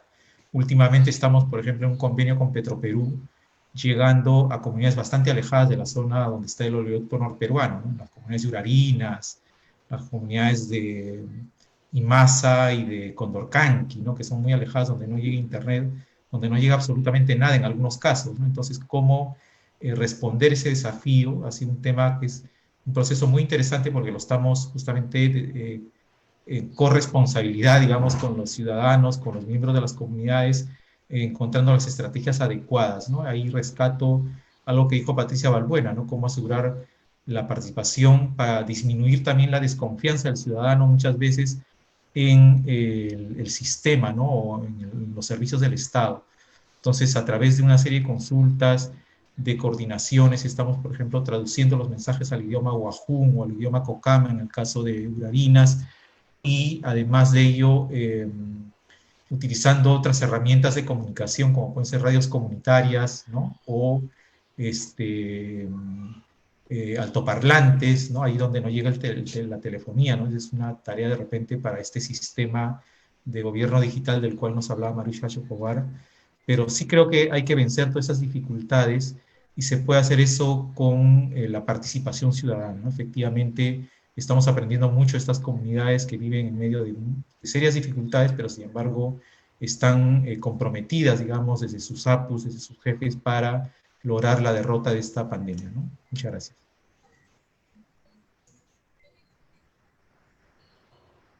Gracias por tu participación. Y finalmente podemos con Gabriela. Gabriela, ¿estás por ahí? Para ¿Me darnos escuchan? tus últimas... Sí, ahora sí. Muchas gracias, Bueno, Gabriela. solamente brevemente, me parece que una de las ideas fuertes de todo lo que se ha conversado aquí es la importancia de conocer la problemática directa que afecta al ciudadano de a pie, ¿no? En sus diferentes realidades. No es igual el de la costa, el de la sierra, el de la selva, la zona urbana. Por lo que vemos, es sumamente importante conocer de cerca la realidad para poder desarrollar productos innovadores que puedan contribuir a hacer frente a la problemática, ¿no? Otro de los puntos importantes es la cooperación de los propios ciudadanos en la solución de sus problemas y la información y concientización que se les puede dar para que ellos también formen parte de la solución y estén involucrados. Y yo creo que es importantísima la participación ciudadana, en especial en los proyectos que nos ha tocado, diremos, que están orientados hacia la población y que hemos tenido que desarrollar. Ha sido contundente en los casos en que ha habido cooperación y en los casos en los que no ha habido, ¿no? Entonces, por tanto, me parecen esas tres ideas las más saltantes de este encuentro: la participación ciudadana, el conocimiento de la problemática directamente, y en realidad la solución es tarea de todos. Gracias. No, gracias a ti, Gabriela. Buenas reflexiones finales.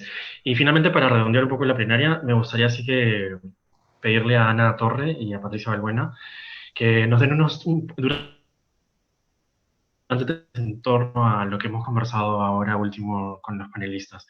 Primero empezamos, por favor, con Ana Torre. 3 minutos por ahí para tus reflexiones finales, por favor.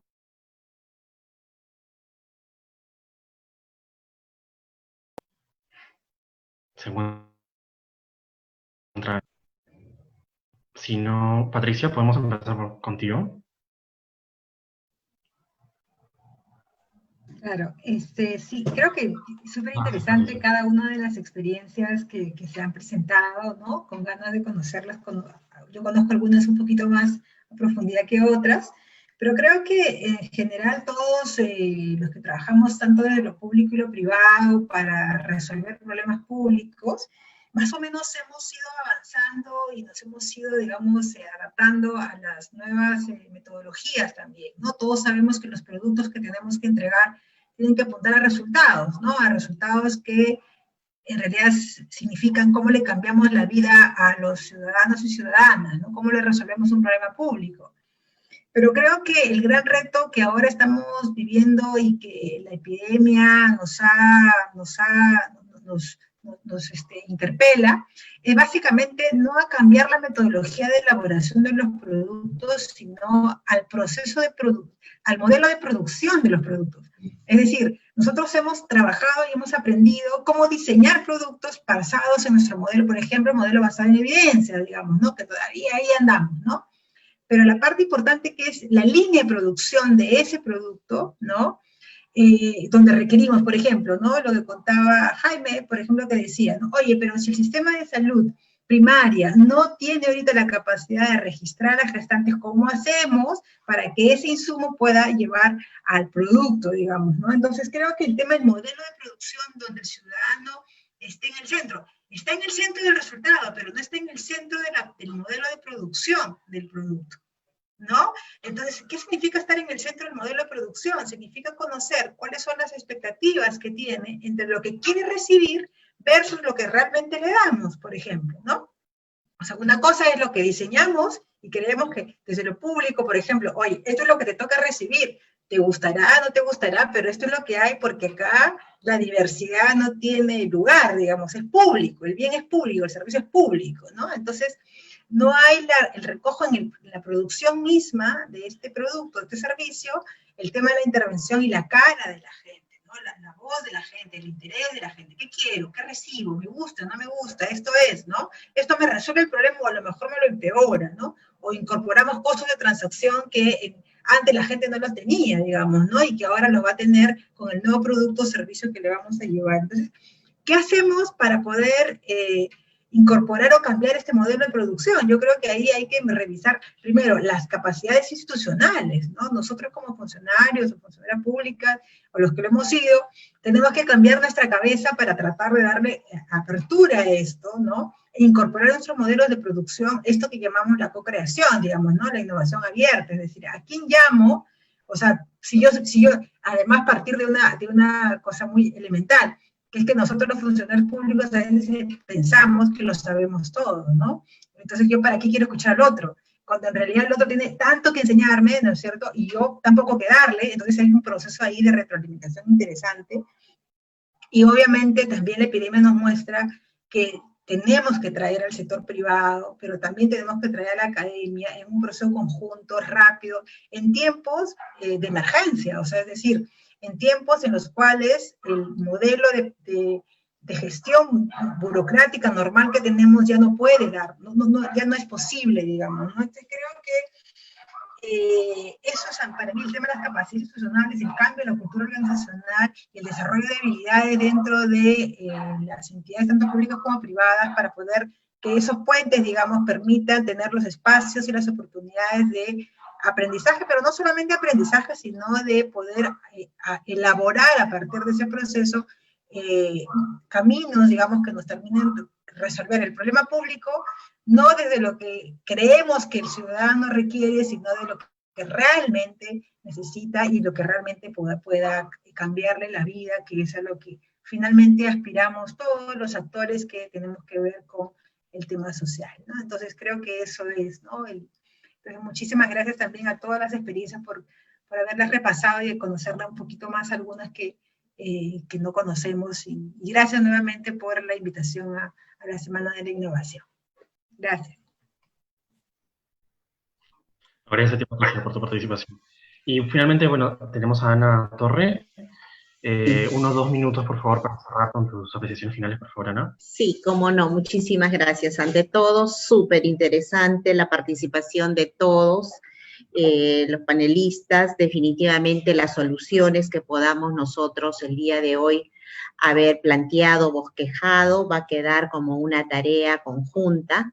La crisis que nos provocó este coronavirus, definitivamente, quisiera yo dejar el mensaje de que sea una oportunidad para cada uno de nosotros de poder seguir cumpliendo con objetivos y no perdiendo de vista el desarrollo sostenible. Asimismo, no pierdo la esperanza en que podemos construir un futuro mejor, un futuro para nuestro país, para nuestros jóvenes, con mayor igualdad de género, ¿no? Para la mujer, más derechos para las mujeres, y asimismo, ¿por qué no